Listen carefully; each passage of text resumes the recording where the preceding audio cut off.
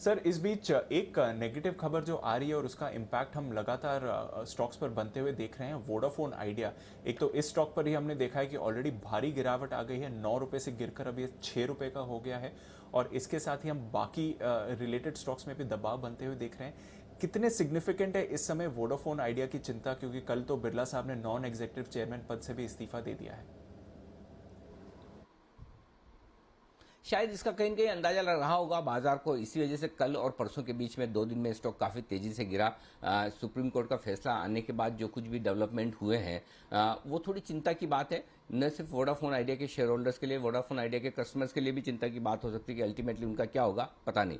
तो मेरा point simple ये है दीप कि थोड़ी सी दिक्कत की बात तो है, और इसका मतलब ये कि अब शायद कहीं न कहीं बिरला ग्रुप ये मन बना चुका है कि अब हम और पैसा नहीं डालेंगे। और अगर और पैसा नहीं डालेंगे तो इसका मतलब बिल्कुल साफ है कि इसका मतलब यह है कि शायद वोडाफोन आइडिया अब आगे चल ना पाए, बंद होने की नौबत आ सकती है। अब क्या वाकई में इतना बड़ा टेलीकॉम ऑपरेटर बंद हो जाएगा, किसी और सरकारी या निजी कंपनी के साथ मर्ज हो जाएगा, क्या होगा, कैसे होगा, बैंकों के पैसों का क्या होगा, बिरला ग्रुप की दूसरी कंपनियों पर क्या इसका असर पड़ेगा, ये सारी चीजें असेसमेंट करने वाली है। और ये असेसमेंट सही और सही तरीके से तब हो पाएगा जब ये पता चलेगा कि वाकई में क्या बिरला ग्रुप ने फाइनली इस कंपनी को बंद करने का मन बना लिया है। लेकिन एक एक करके जो डेवलपमेंट होते हुए दिख रहे हैं वो डेवलपमेंट अच्छे नहीं है वोडाफोन आइडिया के शेयर होल्डर्स के लिए भी और वोडाफोन आइडिया के कस्टमर्स के लिए भी। यहाँ पर चिंता की बात है। अब रहा सवाल ये कि 6 रुपए में क्या किया जाए। अब ये एक ट्रिकी क्वेश्चन है। कल आप दोपहर में भी इस चीज को बात कर रहे थे।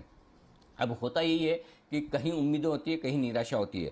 11-12 रुपए के आसपास का दाम था, तब हमने भी रिकमेंड किया था। और तब मैं आपको बताऊं कि उस समय जिस तरह की सिचुएशन बनी थी, बिरला ग्रुप की तरफ से फंड रेजिंग के प्लान्स लगातार सामने आ रहे थे, चर्चाएं चल रही थी कि फंड रेज किया जाएगा। एजीआर का पेमेंट भी उन्होंने करना शुरू किया सुप्रीम कोर्ट के डिसीजन के बाद। तो उस वक्त जो सिचुएशन थी उसमें क्लियर कट ये लग रहा था कि ग्रुप पूरी तरह से इस कंपनी को बचाने के मूड में है और बचाकर इसे चलाएंगे, अच्छे से डालेंगे। आपको याद हो तो उसी वक्त ये नया इनका कॉर्पोरेट एड भी शुरुआत हुआ था, वी करके, नाम चेंज करके। तो उस समय सिचुएशन अलग थी। लेकिन अचानक से अब ये जो सिचुएशन दिख रही है, जब सुप्रीम कोर्ट ने ये डिसीजन दे दिया कि वो रिकैलकुलेशन वाला मामला फिर से अब खोलेंगे नहीं, अब कहीं ना कहीं ऐसा लग रहा है कि ग्रुप ने यह मन बना लिया कि ठीक है, अब हम इतना नुकसान बर्दाश्त करने की सिचुएशन में है नहीं। एक ये ऐसा एक कुआ है जिसमें जितना पानी डालेंगे वो पानी पीता रहेगा और कभी ऊपर आने वाला है नहीं। शायद इस स्ट्रेटेजी के साथ ग्रुप जा रहा है। तो फिर इसका मतलब अगर ये रहा, अब फिर वापस वही बात है। अगर मैं आपको ये कहूं कि 6 रुपए में सब बेचकर निकल जाए, कंपनी बंद हो जाएगी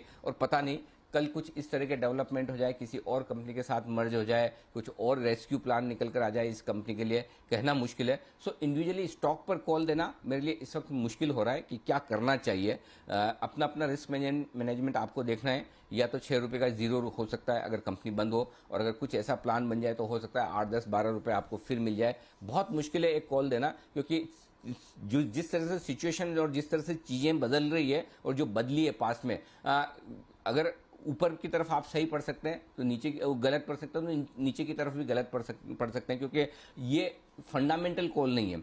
ये कॉल इस बात को लेकर है कि कंपनी चलेगी या बंद रहेगी, और ये कॉल लेना आपके हमारे बस की बात है नहीं, सीरियसली। तो मेरा ये मानना है, आई एम श्योर हमारे काफ़ी दर्शक हैं जो वोडाफोन आइडिया का शेयर खरीद कर परेशान है। 50%, किसी का 40% टूट चुका है। मैं समझ सकता हूँ उनके भारी भरकम नुकसान के लिए। लेकिन स्टॉक मार्केट में आप बढ़िया से बढ़िया कंपनियों में भी पैसा लगाना चाहते हैं, बढ़िया से बढ़िया ग्रुप की कंपनियों में पैसा लगाना चाहते हैं। मैं एक एग्जांपल और आपको देता हूं।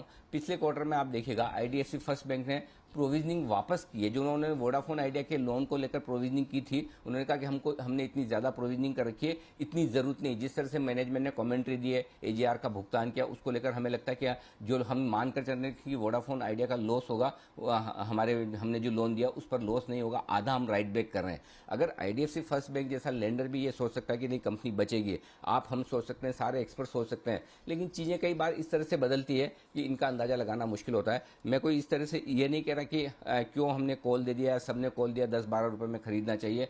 ये स्टॉक मार्केट की इनहेरेंट रिस्क है जो एक आपको किसी न किसी तरह का एजम्पशन के साथ चलनी पड़ती है। लेकिन पॉइंट सिंपल ये है कि ये रिस्क हमेशा रहती है, अच्छी से अच्छी क्वालिटी की कंपनियों में भी रहती है और खराब क्वालिटी की कंपनियों में तो रहती ही है। तो मेरा ये समझना है, अगर आपकी रिस्क लेने की ताकत है कि ठीक है मेरा 6 रुपए बचा हुआ गया तो भी मैं उसके लिए बर्दाश्त करने को तैयार हूं, तो आप एक बार होल्ड करके देखें, फाइनली आ जाने दें कि क्या वाकई में ये स्टॉक, ये कंपनी बचेगी या नहीं बचेगी। और आपको लगता है नहीं, जितना नुकसान हुआ, छोड़िए, जो आ रहा है लेकर ख़त्म करते हैं, तो फिर आपके लिए निकल जाने की राय है। लेकिन अब आज देखते हैं बिरला साहब के इस्तीफा देने के बाद अब वाकई में स्टॉक फिर से आज 5-25% गिर जाए तो पता नहीं, देखते हैं खुलने के बाद क्या कुछ होता है। जी।